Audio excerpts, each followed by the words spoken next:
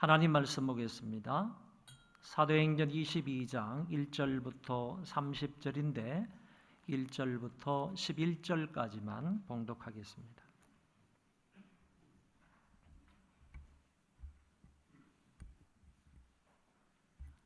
사도행전 22장 1절부터 11절까지만 제가 봉독합니다. 부형들아, 내가 지금 여러분 앞에서 변명하는 말을 들으라. 그들이 그가 히브리 말로 말함을 듣고 더욱 조용한지라. 이어 이르되, 나는 유대인으로 길리기아 다소에서 났고 이 성에서 자라 가말리엘의 문화에서 우리 조상들의 율법에 엄한 교훈을 받았고 오늘 너희 모든 사람처럼 하나님께 대하여 열심히 있는 자라.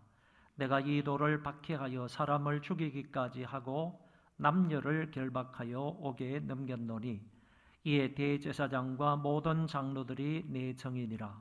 또 내가 그들에게서 다메섹 형제들에게 가는 공문을 받아가지고 거기 있는 자들도 결박하여 예루살렘으로 끌어다가 형벌받게 하려고 가더니 가는 중 다메섹에 가까이 갔을 때에 오정쯤 되어 호련히 하늘로부터 큰 빛이 나를 둘러 비추매 내가 땅에 엎드려져 들으니 소리 있어 이르되, 사울아 사울아, 내가 왜 나를 박해하느냐 하시거늘 내가 대답하되, 주님 누구시니이까 하니 이르시되, 나는 내가 박해하는 나사렛 예수라 하시더라.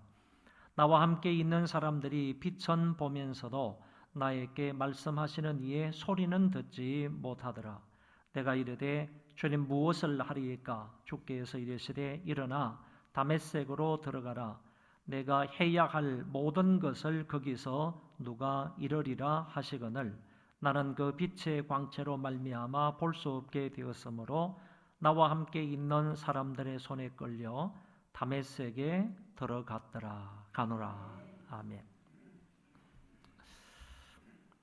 사도 바울이 제3차 전도 여행을 마치고 예루살렘에 도착을 했습니다. 야고보와 장로들의 제의를 받아서 결례를 행하다가 아시아로부터 온 유대인들의 폭동으로 인하여 바울이 붙들리게 됩니다. 그 유대인들은 바울이 아시아를 다니면서 민족과 율법과 성전을 대적했다 하는 말을 했고, 그리고 이방인을 데리고 성전에 들어갔다 하는 말로 유대인들을 선동했습니다. 이에 많은 유대인들이 분노하여 바울을 잡아서 성 밖으로 끌고 가서 그를 죽이려고 했습니다. 이때 예루살렘에서의 소동 사건을 듣게 된 천부장이 자기의 군대를 이끌고 이 사건에 개입을 하게 됩니다. 천부장은 이유도 모른 채 바울을 체포하라고 했습니다.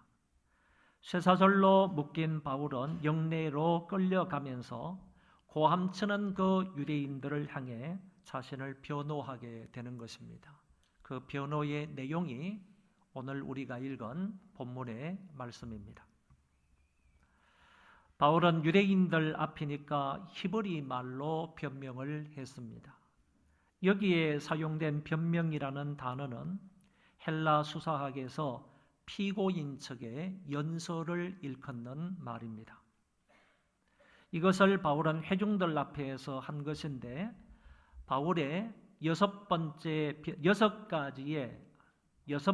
걸친 자기 변호 가운데서 첫 번째 변호의 말씀이 됩니다. 이 변명은 자기 변호일 뿐만 아니라 그동안 그가 했던 메시지에 대한 변호이기도 합니다. 그리고 이때의 히브리어는 순수한 히브리어가 아니고 아람어화된 히브리어를 말하므로 우리가 이해하기는 아람어이다 이렇게도 이해할 수 있겠습니다. 천부장 앞에서는 헬라어로 말하므로 천부장을 놀라게 했고 히브리 유대인들 앞에서는 히브리어로 말하므로 그 유대인들을 놀라게 했습니다. 조용한 분위기 속에서 진행되는 그의 변명은 사도행전 9장에 나타나 있는 다메섹 사건으로 거슬러 올라갑니다. 먼저 다메섹 이전에 자기는 정통 유대교 신앙생활을 했다라는 것을 몇 구절을 통하여 밝히고 있습니다. 바울은 자신이 유대인으로서 다소 출신이고 가말리엘 문화에서 엄격하게 율법을 공부했다고 말합니다. 힐렐의 손자 가말리엘은 당시 힐렐 학파의 대표로서 가장 존경을 받는 인물이었습니다. 심지어 가말리엘이 죽었을 때 많은 사람들이 그의 죽음을 슬퍼하면서 이렇게 말합니다. 율법의 영광이 떠났고 깨끗함과 거룩함이 죽었다. 이렇게 표현을 할 정도입니다. 그처럼 당대의 존경을 받았고 유명했던 그 율법학자 가말리엘 밑에서 바울이 수업을 했다는 얘기입니다. 이 학파의 성경 해석은 엄격하고 철저했으며 뿐만 아니라 경건을 실천하는 학자들이 대단히 많았다고 합니다. 그러므로 유대인들로부터 존경을 받는 학파가 당시 힐렐 학파였습니다. 이 학파의 대표자가 가말리엘인데 그 대표자 밑에서 율법을 배웠다는 것은 다른 유대인들에게 신임을 얻기에 충분했다라고 말할 수 있습니다. 가문과 학벌을 소개하는데 어느 유대인 못지 않았다 하는 것을 말한 것입니다. 그는 베냐민 지파 사람이고 정통 유대인이었습니다. 과거 바울이 자기를 향하여 율법으로는 나는 바리새인이요 이렇게 말한 바가 있고 더 나아가서 바리새인의 아들이다 이렇게도 표현한 바가 있습니다. 이런 말씀들에 근거하여 볼 때 이 바울이 얼마나 철두철미한 정통 유대인이었는가 하는 점을 알게 된다는 것입니다. 그리고 바울은 자기를 하나님에 대하여 열심 있는 사람이었다 하는 것을 밝혀주고 있습니다. 심지어 이 도에 얼마나 열심을 냈는지 기독교를 박해하여 사람을 죽이기까지 하고 믿는 자들을 잡아오기 위하여 다메섹까지 올라갔었다고 말하고 있습니다. 4절에 내가 이 도를 핍박하여 사람을 죽이기까지 하고 라는 말씀이 나오는데 이 말씀을 오해하게 되면 내가 기독교를 핍박하면서 사람들까지 죽였다 이렇게 오해할 수가 있습니다. 그러나 원문 성경에는 이렇게 되어 있습니다. 나는 이 도를 죽음에 이르기까지 핍박했다 이렇게 되어 있습니다. 그렇기 때문에 사람을 핍박하면서까지 이 도를 박해했다 하는 얘기가 아니고 이 도를 없애기 위해서 그 도를 죽이기까지 그 진리를 죽이기까지 이렇게 핍박을 했다 하는 사실을 말해주고 있는 것입니다. 그만큼 박해에 열심을 냈다라고 말하고 있습니다. 이 열심은 지금 너희들이 가지고 있는 그 열심과 동일하다라는 의도로 말하고 있는 것 같습니다. 내가 과거에 하나님에 대해서 이런 열심을 가지고 기독교인들을 박해했는데 이 같은 열심이 지금 너희들 가운데도 보인다 그런 얘기입니다. 지금 바울은 지금 핍박과 고난을 받고 있는 중에 그 사람들 앞에서 설교하고 있는 것 아닙니까? 이런 극단주의적인 유대인들이 아우성을 치면서 바울을 죽여야 된다 라고 해가지고 군인들에 의해서 지금 이방인의 뜰 가운데에서 붙잡혀서 안티오 요새까지 올라가는 그런 상황 속에 벌어진 사건 아닙니까? 그러니까 바울이 내가 과거에 하나님에 대해서 이와 같은 열심을 가졌다라고 말하는 것은 지금 너희들이 나에게 보이는 그런 열심이 과거에 나에게도 있었다 하는 점을 말하고 있는 것입니다. 바울은 이처럼 유대인들 앞에서 자신의 출신 그리고 성장 과정, 교육, 행실에 대하여 분명하게 진술하였습니다. 그리고 이어지는 다메섹에서의 회심은 하나님의 직접 계시에 의한 것임을 밝혀주고 있습니다. 이 본문은 사도행전에 벌써 2번 나오는 것으로 사도행전 9장에서는 누가에 의해서 3인칭으로 서술이 되었지만 여기 오늘 본문에서는 바울에 의해서 1인칭으로 진술이 되는 것을 볼 수 있습니다. 내가 대제사장의 공문을 가지고 다메섹으로 올라갔는데 정오쯤 되어 갑자기 하늘로부터 큰 빛이 나를 비추므로 내가 땅에 엎드려 졌느니라. 여러분, 이때가 언제라고 했습니까? 이때가 언제라고 했습니까? 앞에 구절을 다시 보여주시면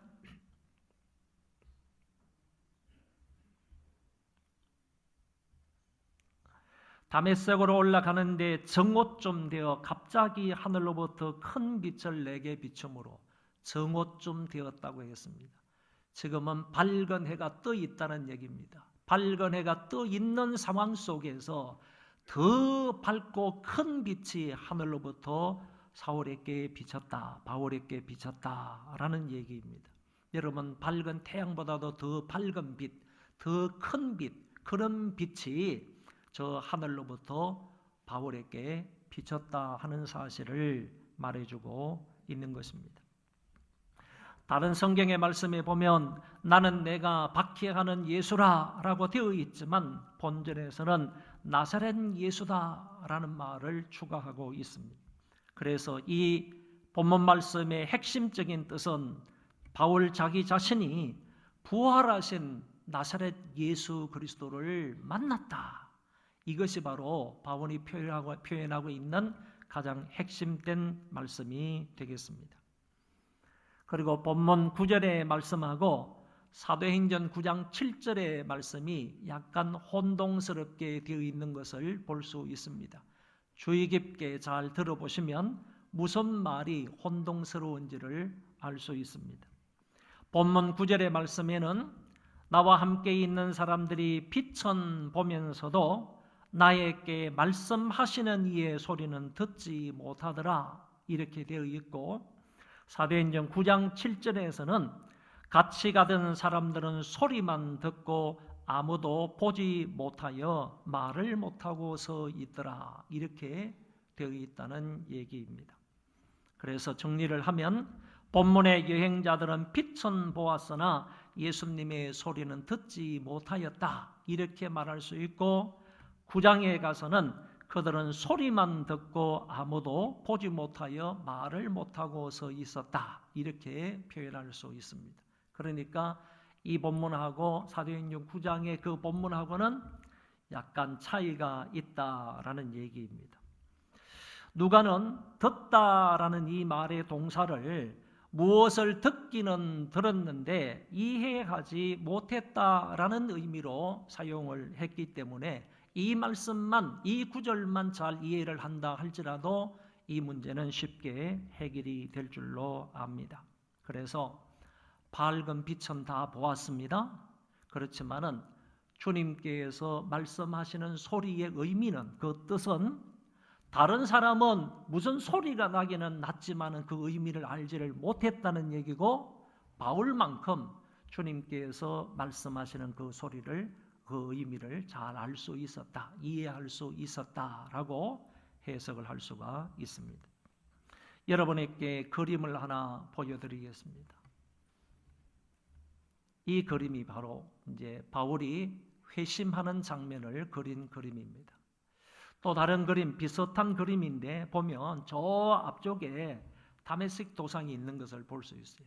다메섹 도상이 있는데 그 다메섹 성이 있는데 거기로 올라가는 그 길에서 밝은 빛, 지금 정오이지 않습니까? 사방 천지가 다 환하지 않습니까? 이와 같은 정오 때에 다 환한 가운데에서 이렇게 밝은 빛이, 큰 빛이 사울을 둘러 비춤으로 인하여서 그 바울이 떨어지게 되었고, 이때부터 앞을 보지 못하는 사람이 된 것입니다. 이런 장면들을 여러분들이 생각을 하면서 하나님의 말씀을 떠올리시고 하나님의 말씀을 마음에 담을 수 있기를 바랍니다. 이제 바울의 진술은 10절로 넘어갑니다. 내가 박해하는 나사렛 예수다라는 말씀을 들은 이 바울이 주님께 묻습니다. 주님, 내가 무엇을 하리까? 이렇게 묻습니다. 여러분, 다른 성경에는 바울의 이 질문이 나타나지 않습니다. 다시 말해서 내가 핍박하는 예수다, 이렇게 바울에게 예수님이 자기 계시를 한 겁니다. 내가 누구인지를 드러내 보인 겁니다. 네가 핍박하는 예수가 나다, 내가 네가 핍박하는 예수다라는 것을 분명하게 얘기를 했습니다.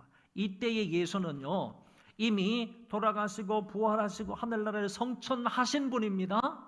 그러니까 부활하신 그 주님께서 하늘에 성천하셔서 그 하늘로부터 밝은 빛 가운데 바울에게 찾아오셔서 바울 자신에게 네가 핍박하는 예수다, 이거지, 예수다.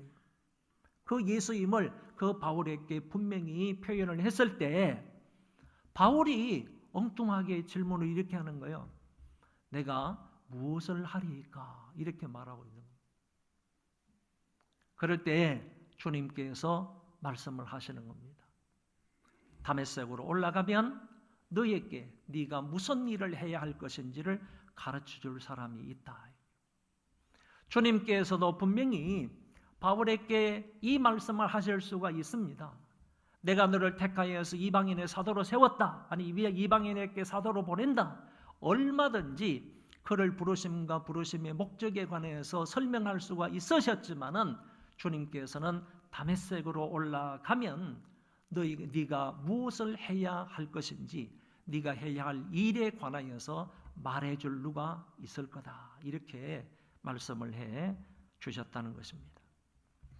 그리고 나는 그 빛의 광채로 인하여 눈이 멀어 볼 수가 없어서 다른 사람들의 손에 이끌려 다메섹으로 들어갔다. 이렇게 말씀을 합니다. 14절부터 말씀을 또 보면 그때 다메섹으로 올라갔을 때 아나니아라는 사람이 만나게 되고, 아나니아라는 사람을 만나게 되고, 그 아나니아가 바울에게 이렇게 말한 것이 14절 이하에 나타나고 있습니다. 우리 조상들의 하나님이 너를 택하여, 하나님이 너를 택하였다고 그랬습니다. 하나님이 너를 택하였다.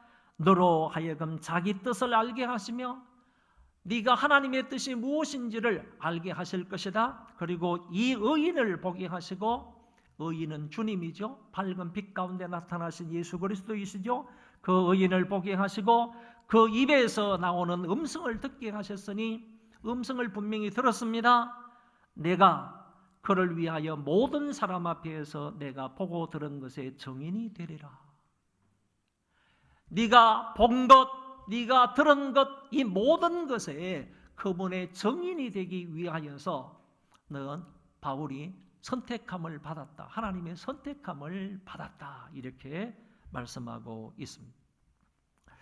바울이 회중들 앞에서 이 이야기를 하는 중요한 이유는요, 자신이 부활하신 그리스도로부터 사명을 받은 것이 경건한 유대인이었던 아나니아의 입술을 통해서 전달이 되었기 때문이라는 것입니다.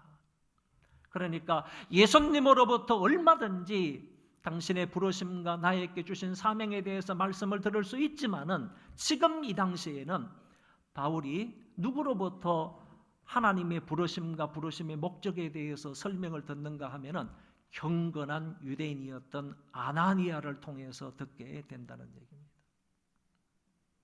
지금 유대인이 내가 지금 유대인으로서 어떻게 지금 살아왔는지, 어떤 일이 있었는지 그 과정을 이 과격한 유대인들 앞에서 설명을 하고 있는 것입니다.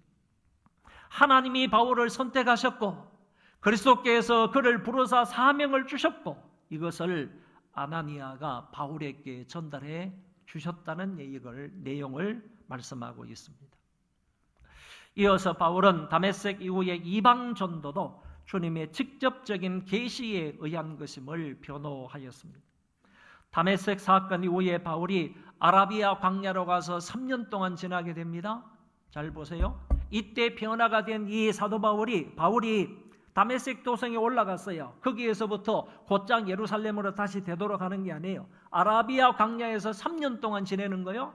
그리고 난 이후에 3년이 지나고 나서 예루살렘 성전을 방문하는 거예요. 보세요. 그때 성전에서 기도를 하는데 주께서 속히 예루살렘을 떠나라. 그들은 너의 증언을 듣지 아니하리라. 이렇게 말씀을 하셨다는 겁니다.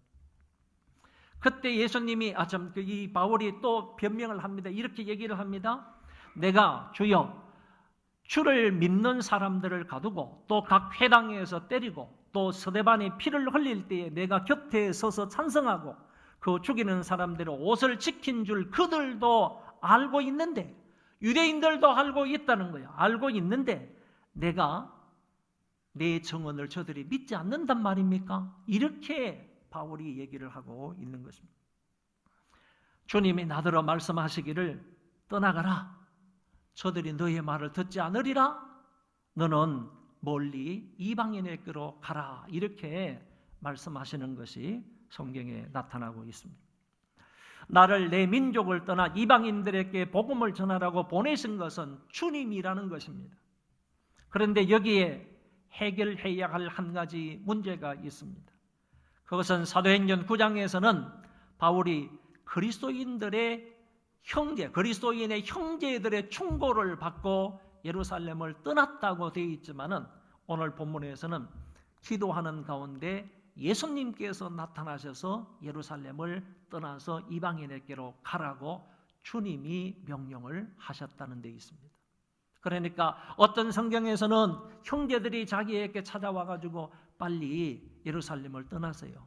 예루살렘에 있는 유대인들이 당신의 말을 듣지 않습니다. 빨리 떠나세요. 이렇게 말을 했다고 한 반면에 오늘 본문에서는 예루살렘 성전에 가가지고 기도를 하는데 예수님께서 직접 환상 중에 나타나셔서 야, 네 증언을 이 사람들이 듣지 않는다. 그러므로 빨리 예루살렘을 떠나서 이방인들에게 가라. 이렇게 예수님이 직접 말씀을 하셨다고 하시므로 이 두 본문 사이에는 약간 차이점이 있다는 것입니다. 이거는 두 개 다 사실이다. 이렇게 이해를 하시면 됩니다. 예루살렘에 갔을 때 3년 만에 예루살렘을 방문하는 거 아닙니까? 예루살렘을 방문했을 때 주위에 있는 많은 그리스도인들이 당신의 말을 유대인들이 믿지 않으니까 빨리 예루살렘을 떠났으면 좋겠습니다. 이렇게 말을 한 것이 사실이고요. 더 나아가서 이 바울이 예루살렘 성전에서 기도했는데 그때 역시 주님께서 나타나셔서 이 말씀을 동일하게 하셨다라고 볼 수가 있겠습니다. 그 다음 마지막 부분에서는요, 바울이 성난 군중들 앞에서 연설을 한 결과를 적고 있습니다. 다시 말해서 바울의 연설을 들은 청중들의 반응을 보여주고 있다, 그런 얘기입니다. 우선 숨을 죽이며 바울의 말을 듣고 있던 청중들이 순간적으로 극도의 화를 냅니다. 성경을 보시면요, 이 말하는 것까지 그들이 듣다가 어떤 말까지 들었는지는 모르겠어요. 이 말하는 것까지 그들이 듣다가 소리질러 이르되 이러한 자는 세상에서 없애버리자 살려둘 자가 아니라 하여 떠들며 옷을 벗어 던지고 티끌을 공중에 날리니 그랬습니다. 이 말하는 것까지에서 청중들은 무슨 말까지 듣고 난 이후에 극도로 격분을 했느냐라는 것입니다. 그것은 주님이 바울을 이방인에게로 보냈다 하는 말까지 듣고 난 이후에 이들이 이렇게 반응을 보였을 것 같습니다. 다시 말해서 여기 유대인들은 내 말을 안 들을 거니까 이방인에게로 가라. 주님이 이렇게 말씀하셨다고 그랬지 않습니까? 유대인들은 너의 말을 안 들을 거라는 거예요. 유대인들은 너의 말을 안 들을 거니까 너는 이방인에게로 가라. 이것을 주님이 말씀하셨다고 하는 요 말까지 듣고 나서 유대인들이 그냥 확 변해가지고 돌아서 격분했지 않았는가라는 얘기입니다. 우리가 이렇게 율법에 열심히 있는 사람들인데, 그리고 아시아에서 우리가 이곳까지 왔는데, 유럽에서 온 사람도 있는데 뭐 하기 위해서요?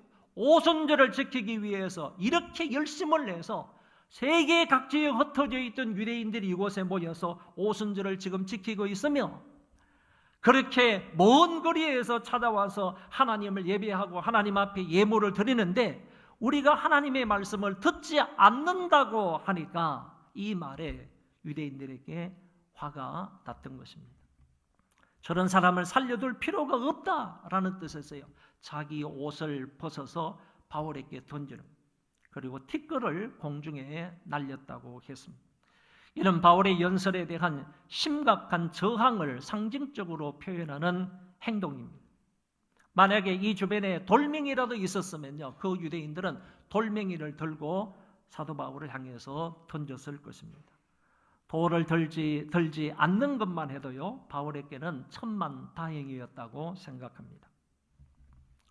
이런 상태로 계속 두었다가는 더 심각한 소요와 혼란이 있을 수 있다는 판단에 천부장은 바울을 영내로 데려가서 채찍질하며 신문을 하라고 했습니다. 그러니까 바울이 연설을 다 마쳤을 때 이런 반응을 보이니까 이런 반응 가운데 좀 더 두었다가는 바울이 심각한 해를 받을 수 있다라는 생각에서 안토니오 요새로 올라가는 그 중간에서 이 천부장이 명령을 내린 겁니다. 빨리 영내로 데려가서 이 사람을 신문해서 채찍질해서 신문을 하라라고 명령을 내렸습니다.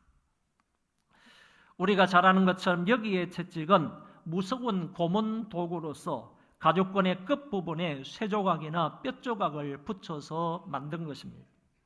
이 채찍에 맞게 되면 사람들의 살점이 팍팍 떨어져 나갑니다.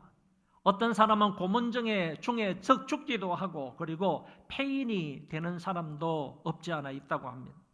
성경에 보면 바울은 3번 태장으로 맞았다고 그랬습니다. 엎어놓고 몽둥이로 때렸다는 거죠. 그리고 5번 채찍에 맞았다고 했는데 이 5번 가운데 한 번의 채찍이 여기에 들어가는지 그거는 잘 모르겠습니다. 그러나 그 모든 채찍에 비하면 경한 채찍이었을 것이다 라고 생각할 수 있습니다.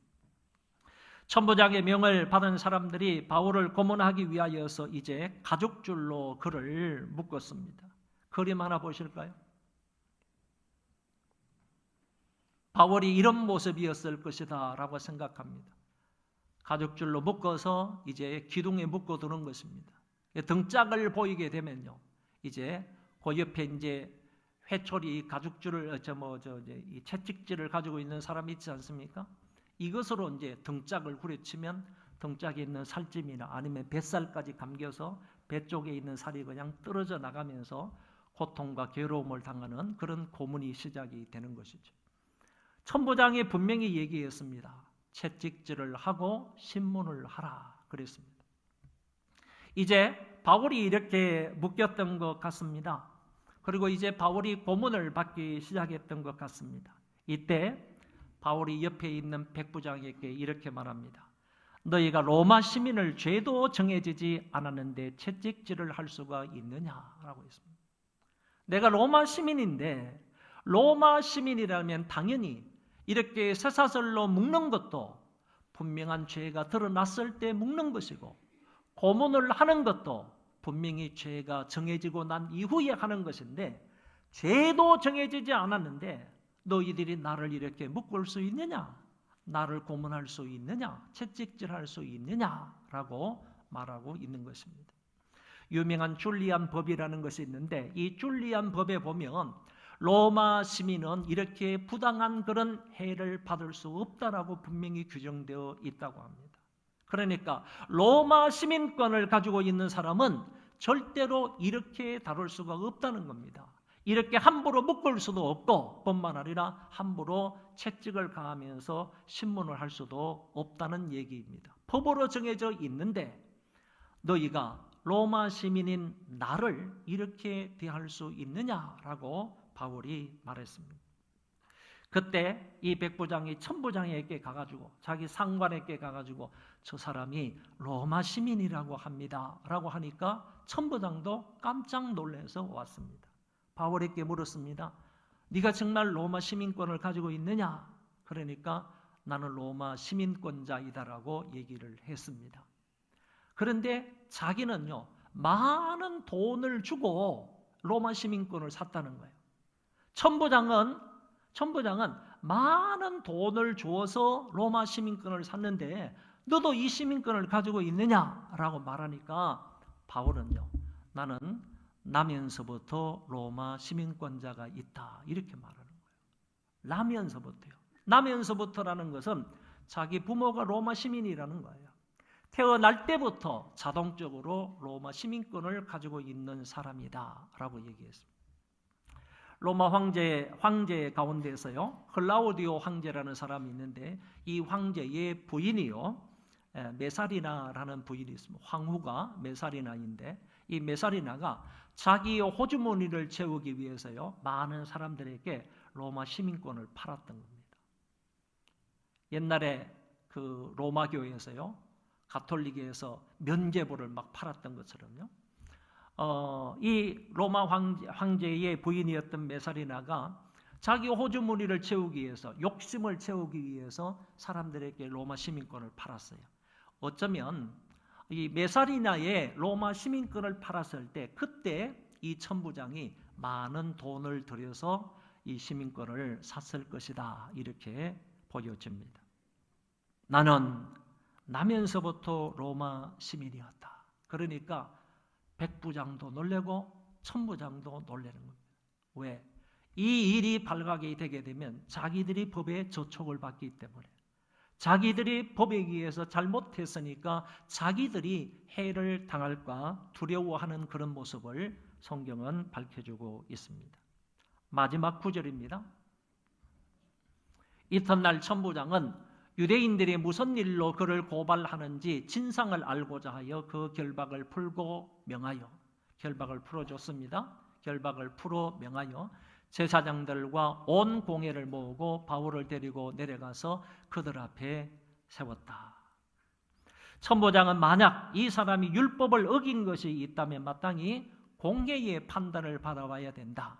제사장들과 이 장로들, 이런 사람들 앞에서 판단을 받아봐야 된다라고 해서 공회를 열어서 바울을 그 앞에 세우게 되었던 것입니다. 오늘 말씀을 정리하겠습니다.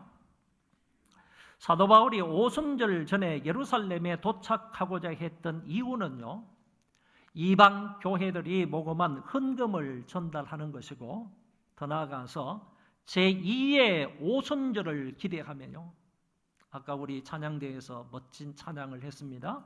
제2의 오순절을 기대하며 유대인들에게 복음을 전하는 것이었습니다. 그래서 그는 결박과 환난이 나를 기다린다 할지라도 목숨을 내놓고 이 복음 전하는 일에 앞장서겠다 하면서 예루살렘에 온 것입니다. 그런데 예루살렘에 도착하여 보니까 상황이 이상하게 돌아갔고 결국 유대인들의 폭동으로 인하여 자기가 붙들리게 되었고 폭행을 당하고 죽임을 당할 위기에 놓여지게 된 것입니다. 유대인들은 로마 군인들에 의해 안토니오 요새로 끌려가는 바울을 뒤쫓아가면서도 피해만 있으면 바울을 죽이려고 했습니다. 이때 바울은 성난 군중들 앞에서 자기 변호 겸 자기의 과거를 말하면서 그들에게 예수 그리스도를 가르치고 복음을 전하게 되었습니다. 바울의 자기 변호, 바울의 복음 전파, 아니면 바울의 간증은 세 단계로 이루어졌습니다. 먼저 믿기 이전에 자기 자신에 관하여서 말했습니다. 내가 예수 그리스도를 만나기 이전에 나는 어떤 사람이었는지에 관해서 바울은 얘기를 했습니다. 다음은 어떻게 해서 내가 예수 그리스도를 만나게 되었는지, 바꾸어 말하면 주님이 어떻게 나에게 찾아오셔서 나에게 구원을 주셨는지, 이 부분에 관해서 두 번째 단계에서 말하고, 세 번째 단계에는 그렇게 해서 믿고 난 이후에 나는 어떤 사람이 되었는지, 이렇게 세 단계에 걸쳐서 그들에게 복음을 말했습니다. 한마디로 믿기 이전에 나는 교회를 핍박했던 사람이었고, 내가 믿게 된 것은 부활을 성천하신 주님이 친히 나에게 나타나셨기 때문이고, 그리고 믿고 난 이후에는 내가 이방인의 사도가 되어서 복음을 전하고 있다 하는 것을 말해 주었습니다. 앞으로 바울은요, 높은 지도자들을 많이 만나게 됩니다. 총독을 만나게 되고요, 왕들도 만나게 되고, 군 간부들도 만나게 되고, 귀부인들도 많이 만나게 됩니다. 그 사람들을 만났을 때마다 바울은 오늘 그 사람들 유대인들에게 말했던 요 세 단계를 거쳐서 그들에게 예수 그리스도를 전한다는 겁니다. 내가 믿기 이전에 어떤 사람이었는데 하나님께서 주님께서 나에게 어떻게 찾아오셔서 죄인 중에 죄인인 나를 이렇게 변화시켜 주시고 구원해 주셨는지, 그리고 세 번째, 내가 예수 그리스도를 알고 믿고 난 이후에 나는 어떤 사람이 되었는지, 세 단계에 대하여서 분명하게 그들에게 말씀으로 전하는 것을 볼 수가 있습니다. 바울은 자신의 가문 이야기를 했습니다. 자기 자신의 학력 이야기도 했습니다. 그러나 자기 자랑을 한 것이 아닙니다. 자기의 경험을 근거로 해서 나 같은 죄인이 예수님으로 말미암아 구원을 받아서 복음 전하는 자가 되었다 하는 사실을 이야기하고 있는 것입니다. 어쩌면 자기가 변화된 것을 강조하기보다는요, 오히려 하나님이 나에게 이렇게 해주셨다, 하나님이 나에게 이렇게 은혜를 베풀어 주셨다, 하나님이 예수 그리스도께서 나에게 직접 찾아오셨다. 나는 예수 그리스도를 찾아갈 엄두도 못 냈던 사람인데 그를 만나고자 찾기 위해서 노력을 하나도 하지 않은 사람이지만은 예수 그리스도께서 밝은 빛으로 갑작스럽게 나에게 찾아오셔서 나를 이렇게 변화시켜 주셨다 이거죠. 이 사실을 강조하면서 바울은 이야기를 했습니다. 제기의 오순절을 기대하고 왔지만 그렇게도 복음을 전하지 못했으나 이렇게 해도 복음을 전해야 하겠다는 안타까운 심정으로요, 영내로 올라가면서 안토니오 요새로 올라가면서 그 좁은 계단에서 밑으로 쫓아오는 그 많은 성난 군중들을 향해서 복음을 전하는 것입니다. 자기에게 지금 좋지 않은 환경 속에 있는 거예요. 그럼에도 불구하고 밝은 빛으로 찾아오신 예수 그리스도를 그들에게 전파한 것입니다. 한마디로 나는 교회를 핍박했지만 주님은 나 같은 죄인에게 찾아오셔서 구원을 선물로 주셨고 이제 복음을 전파하고 주님의 교회를 섬기라는 사명을 주셨다. 이 내용을 전파한 것입니다. 여러분과 여러분의 가족들에게도 주님이 찾아가셔서 그들을 만나 주심으로 모두가 다 구원받게 되기를 바랍니다. 이 사실은 매우 매우 중요하고 가치 있는 사항입니다. 주님께서 여러분들 가족들 한 사람 한 사람을 찾아가 주셔서 바울을 만나 주시고 바울을 변화시켜 주셨던 것처럼 내 가족들을 주님 찾아주세요. 한 사람 한 사람, 내 자녀들, 부모들, 남편, 아내, 하나님 내 가족들을 찾아주셔서 주님이 직접 저들을 만나주세요. 이런 간구함이 있기를 바랍니다. 저들이 주님을 만남으로 구원을 받게 되고요, 더 나아가서 하나님의 귀한 일꾼이 되어지는 놀라운 은혜가 있기를 바랍니다.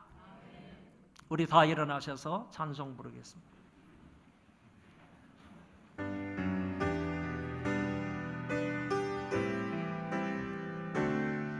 1절 마지막 절 찬송합니다. 나 같은 죄인 살리시 주 은혜 놀라워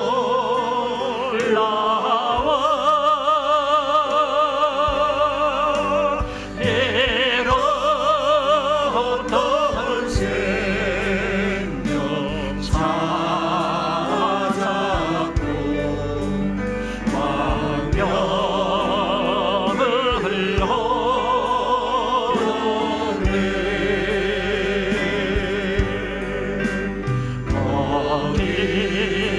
어디서 우리 영원히 주님의 은혜로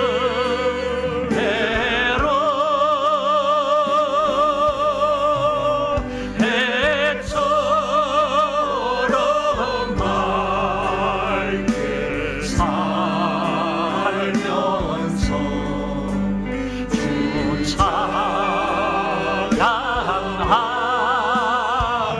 번 더 1절만 한 번 더 부르겠습니다. 다 같은 죄인 살리신 주는 내게 놀라워 예로운 생명 찾아도